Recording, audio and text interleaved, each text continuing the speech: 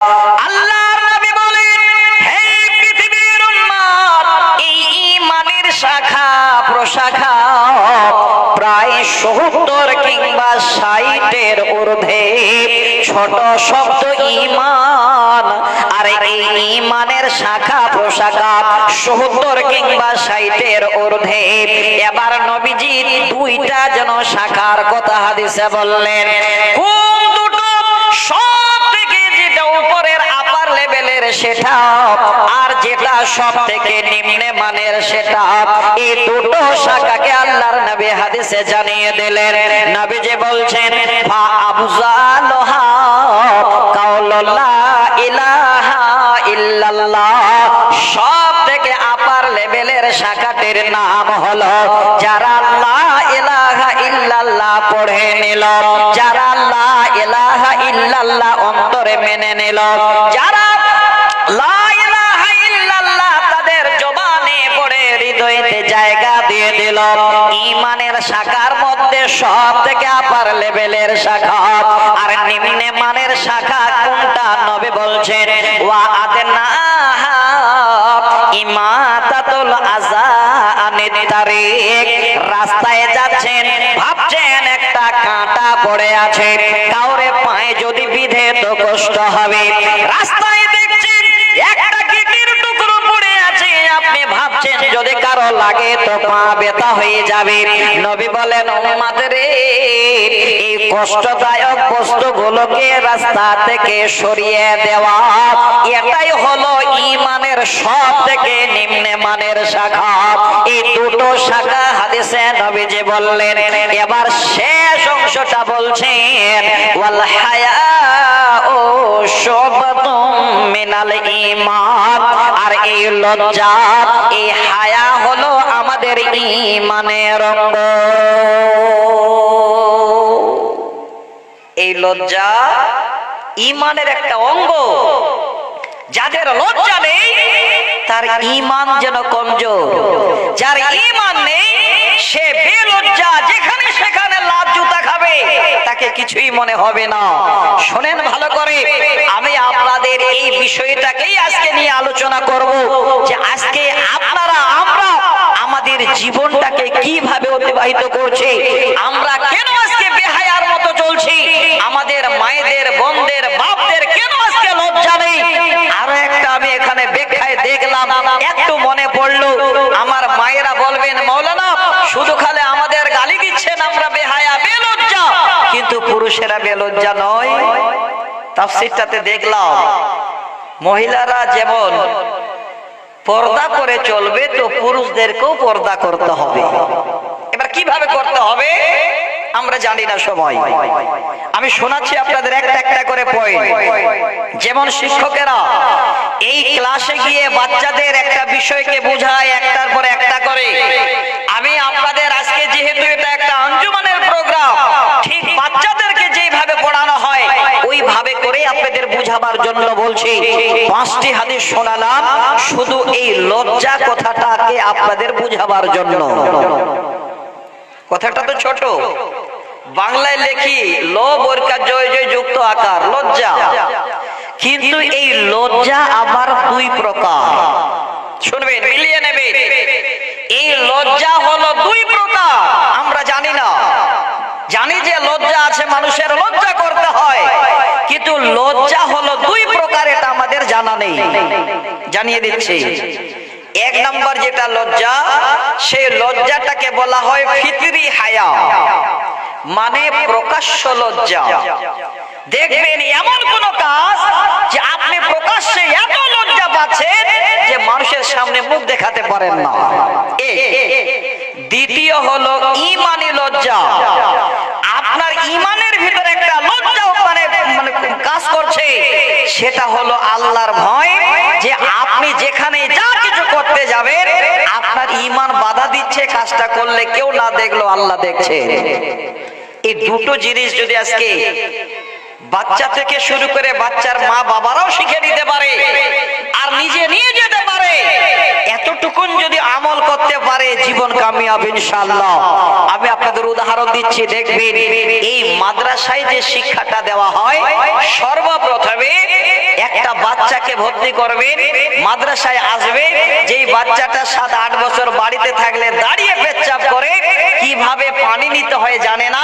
যেদিন মাদ্রাসায় মানে দিয়ে যাবেন, তার পরের দিন থেকে পেচ্ছাপ করার আদব কায়দাটা পেয়ে যাবে এবং পানি যে নিতে হয় সেটা তার অভ্যাসে পরিণত হয়ে যাবে। বলুন একটু ঠিক না ভুল বললাম? তাহলে আজকে আপনাদের আমি বুঝাতে চাচ্ছি প্রতিষ্ঠান কত জরুরি আমাদের জন্য। প্রকাশ্য লজ্জা কাকে বলে? ইজ্জতকে ঢাকা। কেউ যদি শরীরে কাপড় না রাখে, সেজন্য বড় লজ্জা পাবে মানুষের সামনে দাঁড় হলে। তবে আল্লাহ যাদের ব্রেনের এদিক ওদিক করে দিয়েছেন তাদের নয়, আমি বোঝাবার জন্য বলছি। এই লজ্জাটা সবারই আছে, এই লজ্জা বড় ছোট সকলের আছে। আমি শুধু খালি একটা উদাহরণ দিচ্ছি, দেখবেন ছোট্ট একটা বাচ্চা 1-1.5 বছরের, তারও লজ্জা আছে। কিভাবে? ছোট বাচ্চা আবার কি লজ্জা করবে দেখেন, শোনাই। আপনি আপনার 1 বছর বা 1.5 বছরের ছেলেটাকে গা গোসল দিতে গেলেন, রাস্তার ধারে ঠান্ডার দিন রোদ্র বেরিয়েছে, আপনি ভাবছেন যে আমার সঙ্গে সঙ্গে বাচ্চাটাকেও গোসল করিয়ে দিই। গোসল করাতে গিয়ে জামা কাপড় খুললেন, গাঞ্জি খুলে দিলেন, মিলাবেন, শুধু কথাটাকে নেবেন। তারপরে আমি কোরআনের আয়াত শোনাচ্ছি আপনাদের ইনশাআল্লাহ। আমি আগেই বলেছি কোরআন হাদিস ছাড়া কিছুই আমি শোনাবো না, আপনারা শুনেন আর না শুনেন আমি বলেই যাব। তবে মাঝে মধ্যে আপনাদের কিছু জিনিস খেয়ে অভ্যাস আছে, তো একটু দিতে হবে, না দিলে ভালো লাগবে না। তবে আসুক একটু সময়টা, তারপরে বলছি, শুনবেন। এবার ওই বাচ্চাটাকে গোসল দিচ্ছেন, জামা কাপড় খুলে নিলেন, দিয়ে আপনি ভাবছেন ছোট বাচ্চা যদি তার প্যান্টটা খুলে দিত, তাড়াতাড়ি করে পানি দিলে গোসল গা হয়ে যাবে, ঠান্ডা কম লাগবে। এবার আপনি বাচ্চাটার পেন খুলতে যাচ্ছেন, আর ওইখানে দুটো মাদ্রাসার তালেবে ইলম এসে দাঁড়িয়ে গেছে। দেখবেন ওই বাচ্চাটা আর পেন খুলছে, বাবা ওইদিকে তো ধ্যান আছে, ওই দুটো তালেবে ইলম যখন দাঁড়িয়ে আছে, দেখবে আমাকে দেখছে, বাবা পেন খুলতে যাবে তো বাচ্চাটা পেনের রবারটা টেনে ধরবে, খুলতে দেবে না। কেন জানেন? পেনটা খুললে তারা আমাকে দেখে হাসবে, আর লজ্জা হবে, হয় না? ছোট বাচ্চারও লজ্জা আছে, মানুষের সামনে পেন খুলতে গেলে টেনে ধরবে, পেনটাকে খুলতে দেবে না। তাহলে এটা ছোট বাচ্চা যদি লজ্জা করে, আমরা বড় হয়ে এই লজ্জাটাকে খেয়ে ফেলছি কেন? প্রকাশ্য লজ্জা কাকে বলে? আমি আপনাদের উদাহরণ দিচ্ছি। আল্লাহর কোরআন এখানে আছে, সূরাটির নাম হলো সূরা আরাফ। আমি এর আগে আয়াত পড়েছি, তার আগের আয়াত নাম্বার 22। যারা এখানে আছেন, এই সামনে রোজার মাস আসছে, আমার সঙ্গে একজন আমার শ্রদ্ধা ভাজন এক দাদাকে আমি নিয়ে এসেছি আজকে আমার মানে বাড়ি থেকে। ওনারা মাঝে মধ্যে বলেন, মৌলানা একটু কোথাও গেলে আমাদের নিয়ে যাও। তো আমি আজকে জোর করে নিয়ে এসেছি একজন মানে কাকাকে আর একজন দাদাকে, দুজন আমার সঙ্গে আসে, বলে দেখার জন্য যাব, চলো। আমি কেন উদাহরণটা দিচ্ছি জানেন? ইনারা কোরআন হাদিসের যথেষ্ট পাবন, এত কোরআন হাদিসের আমল করেন, 5 ওয়াক্ত যদি আজান হয়, জামাত হয়, তো তাদের সামনে পাওয়া যায়। তো আজকে প্রকাশ্য লজ্জা কাকে বলে আমি আপনাদের সেই কথাটাই বোঝাতে চাচ্ছিলাম। আয়াতটার নাম হলো, এই সূরাটির নাম হলো সূরা আরাফ, 22 নম্বর আয়াত। এই আয়াতের তাফসীর আগামী রোজাতে আপনারা দেখবেন, মায়েদেরকে বলছি, আপনাদের নিজেকে ভালো লাগবে যে আল্লাহ, আমরা কেন আজকে এতগুলো জামা কাপড় থাকা সত্ত্বেও আমাদের শরীরের অঙ্গ পতঙ্গ বেরিয়ে চলে, আমরা রাস্তাঘাটে এইভাবে কেন চলে? আমরা এই আয়াতটাকে ফলো করবে। আয়াতটা বলার আগে আপনাদের 1 মিনিট একটু টাইম দিন।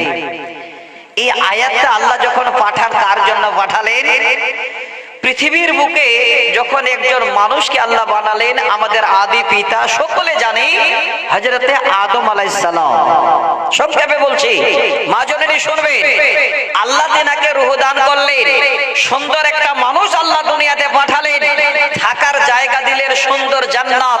জান্নাতে তিনি আছেন, একা যেন জান্নাতও ভালো লাগে না, তিনার বাম পাঁজরের হাড় থেকে তিনার জীবন সঙ্গিনী হযরতে হাওয়া আলাইহিস সালামকে আল্লাহ তৈরি করলেন।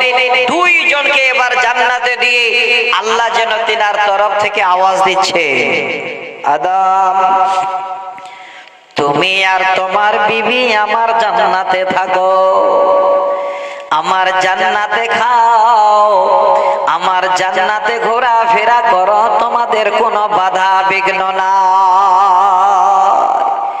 যা খুশি যেটাই তোমার খাবার ইচ্ছা তুমি চাও, আমি আল্লাহ তোমাদের সামনে জান্নাতি খাবার হাজির করে দেব। তবে আদম আমি আল্লাহ তোমাদের দুইজনকে একটা কথা বলছি, কথাটা একটু মেনে নিও। পুরো জান্নাত তোমাদের জন্য ফ্রি, একটা জায়গায় যেতে তোমাদের নিষেধ, সেটা হলো ওই যে জান্নাতের ভিতরে একটা গাছ আছে, ওই গাছের কাছে যাবে না, গাছের ফল খাবে না। খুলেন আল্লাহর কোরআন, সূরা আল বাকারা একদম শুরুতে 4 নম্বর পৃষ্ঠায় আল্লাহ পাক বলছেন, ওয়ালা তাকরাবা হাযিহি শাজারা, আদম হাওয়া সমস্ত জান্নাতে ঘুরো, খালি ওই জান্নাতের গাছের কাছে তোমরা যেও না, ওই গাছের ফল খেও না। যেখানে নিষেধ করলেন সেখানেই শয়তানের ফেরে গিয়ে এবার দুইটা মানুষ গিয়ে হাজির হয়ে গেল। আজকে আমরা সে আদমের জায়গাটাতে কোরআন হাদিস থেকে যাওয়ার নিষেধ, ওই জায়গাটাতে গন্তি করে দেখে আমাদের মুসলমানেরা বেশি ভিড় জমায়। আজকে নিজের এই ঈমানটুকু একটু ওজন করুন, এই লজ্জাটাকে নিয়ে একটু চিন্তা করুন, তাহলে বুঝতে পারবেন যে প্রতিষ্ঠান আজকে আপনাদের কি পথ দেখাচ্ছে। আমি শোনাচ্ছি আল্লাহর কোরআন, এবার গিয়ে দুইজনে জান্নাতের গাছে গিয়ে এবার গাছের ফল খেতে শুরু করে দিয়েছে। চক্রান্ত তো জানেন লম্বা, আমি বললাম না। যখন এই দুইজনে এবার জান্নাতের গাছের ফল মুখে দিয়ে দিল, আল্লাহ বলেন, আদম আমি আল্লাহ এত নারাজ হয়ে গেলাম, আমার জান্নাতের সব থেকে বড় নেয়ামত আমি আল্লাহ তোমাদের দুইজনের কাছ থেকে ছিনিয়ে নিলাম। কি নেয়ামত? অনেক ভাইজান বলেন আমার গাড়ি আছে, বাড়ি আছে, ধন সম্পত্তি আছে, এগুলো আমার নেয়ামত। আমি বলবো ভাই রে, এই দুনিয়ার আপনার সব থেকে বড় নেয়ামত হলো আল্লাহর দেওয়া জামা কাপড়। আপনার গায়ে যদি জামা কাপড় না থাকে আপনাকে বস্ত্র দেবে না, আপনার দিকে একবার দেখবে, দ্বিতীয়বার দেখবে না। হ্যাঁ ভাই আমার, আল্লাহর কোরআন সঙ্গে সঙ্গে আল্লাহ পাক যেন আওয়াজ দিয়ে বলেন, আদম শোনো, ফালাম্মা যাকাশ শাজারাতা বাদাত লাহুমা সাওআতুহুমা ওয়া তাফীকা ইয়াখসিফানি আলাইহিমা মিন ওয়ারাকিল জান্নাত। সূরা আরাফ 22 নম্বর আয়াত। আল্লাহ বলেন, আদম হে হাওয়া, আমার কথা অমান্য করার কারণে আমি আল্লাহ আমার জান্নাতের নিয়ামত তোমাদের জামা কাপড়গুলো খুলে নিলাম। আপনারা কোরআনের তাফসীরে দেখবেন আল্লাহ প্রথমে জামা কাপড়গুলো খুলে নিলেন, দুইজন উলঙ্গ হয়ে গেল। বাদাত লাহুমা সাওয়াতুহুমা, তাদের গায়ে কোনো জামা কাপড় নাই। জান্নাতের ভিতরে দুটো মানুষ ছাড়া আর মানুষ নাই, এক অপরের দিকে আর লজ্জায় যেন তাকাতে পারে না। আল্লাহ বলছেন, ইয়াকসিফানি আলাইহিমা মিন ওয়ারাকিল জান্নাত। তারা এতই লজ্জা পেল, এবার প্রকাশ্য লজ্জাকে করে নিবারণ করবে। জান্নাতের গাছের কাছে গিয়ে জান্নাতের গাছের পাতাগুলো টানতে টানতে এবার জান্নাতের গাছের পাতা দিয়ে তারা তাদের লজ্জাস্থানকে ঢাকা। আমার মা এই শিক্ষা আজকে মাদ্রাসায় দেবে আপনাদের। জান্নাতের পাতা টেনে তারা ইজ্জতকে ঢাকাচ্ছে। আমার মায়েরা রাগ করবেন না, আজকে আপনাদের 12 হাতের লম্বা শাড়ি, এত বড় জামা, এত বড় 12 হাতের শাড়ি থাকা সত্ত্বেও আমার মায়েদের পুরো বডিটাকে তারা ঢাকাতে পারে না। বলুন ঠিক না ভুল বলছি আপনাদের? খালে মেলাবেন আজকে। আমি আপনাদের এই জন্য বলছি, প্রকাশ্য লজ্জা। আমার মায়েরা কি জিনিস এখনো বুঝতে পারে না। একজন মা, একজন নারী এত বড় জামা কাপড় পরে তার রাস্তায় চলবে, হাঁটবে, আর তাদের কোনো অঙ্গ প্রত্যঙ্গ বেরিয়ে থাকবে, পিঠ বেরিয়ে থাকবে, তাদের পেট বেরিয়ে থাকবে। এই আপনাদের মায়েদের বলি, এতটুকুন কি আপনাদের আপনার মনে আসে না? এতটুকু লজ্জা আসে না যে আল্লাহ এত বড় জামা কাপড় থাকা সত্ত্বেও আজকে আমার এই পিঠটা বেরিয়ে আছে কেন, আমার পেট বেরিয়ে আছে কেন? কারণটা হলো আমাদের ঈমানের দুর্বলতা, লজ্জাকে আমরা আজকে ধুয়ে মুছে খেয়ে নিয়েছি।